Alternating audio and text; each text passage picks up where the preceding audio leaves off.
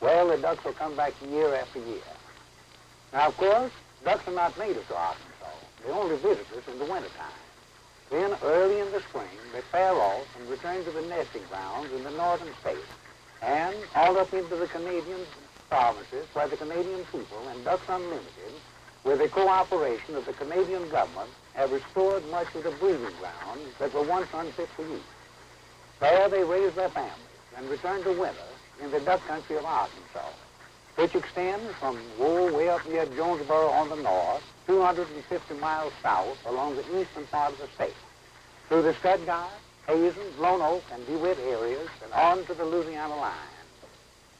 Now, about 90% of the duck population of Arkansas is the highly prized mallard, with teals, pintails, ringnecks, bald-faced, buffleheads, and wood ducks making up the majority of the other 10%.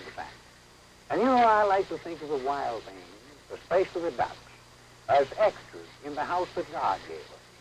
I like to think that when he created this house of ours, he provided everything actually necessary to living.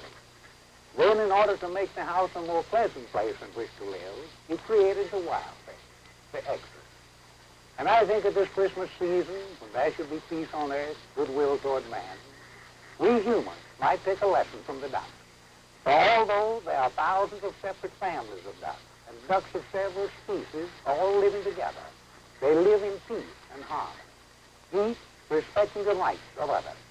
Yes, really a lesson from the wild things in living together, with peace on earth, goodwill toward man.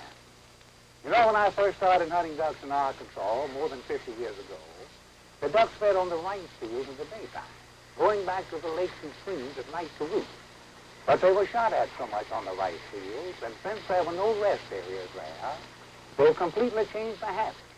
Now they go to the feeding grounds early in the morning and late in the evening, and that's when they become available to the guns of the hunters. Then they come back to the rest areas in the daytime to rest in peace and quiet. And now we are approaching the evening time, and the ducks are getting hungry. They're becoming restless. And up they go. Thousands of them up there.